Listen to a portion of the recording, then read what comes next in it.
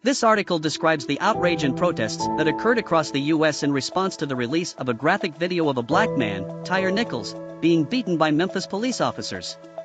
Protests, rallies, and marches were held in several cities, including Memphis, Boston, Baltimore, Pittsburgh, Salt Lake City, Athens, Georgia, and Columbus, Ohio. The article emphasizes the peaceful nature of the protests and the 5 officers who were fired and charged in Nichols' death.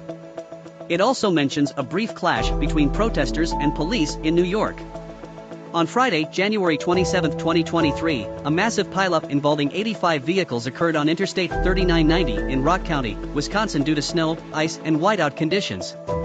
At least 27 people were injured in the crash and 1 fatality was reported in an unrelated crash. The interstate was blocked in both directions and emergency crews responded to the scene. The crash caused traffic to crawl along one side of the interstate. But it needed 48 to pass. Her plea for calm and understanding with protesters is likely too late, as the country has seen its deadliest popular uprising in decades, with 57 deaths and hundreds more injured. The situation is proving to be a cautionary tale for democracies as protesters continue to call for fresh elections, a new constitution, and Bolivar's resignation. James Cameron's Avatar, The Way of Water has surged to the number 4 position on the all-time chart, overtaking Star Wars, The Force Awakens with a global gross of $2,074.8 million. Disney has now released 3 of the top 5 global titles ever, and Avatar, The Way of Water is currently number 4 at the international box office with $1,466.3 million and number 13 domestically at $608.5 million.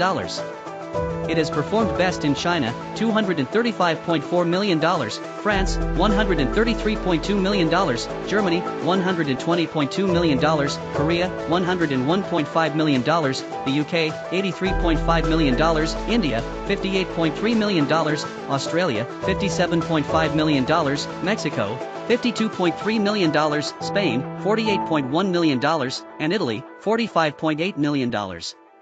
Kim Kardashian shut down a paparazzo who asked her about her ex-husband Kanye West's alleged battery incident in front of her children at a basketball game. She sternly told him not to talk to her about it in front of her kids, with one child then shouting "Please leave." She then made sure her kids were safely in the car before saying goodbye to her sister's ex-boyfriend who was also at the game. TMZ reported that Kanye had been named the suspect of a battery investigation after he grabbed a woman's phone and threw it when she refused to stop filming him. Thanks for watching.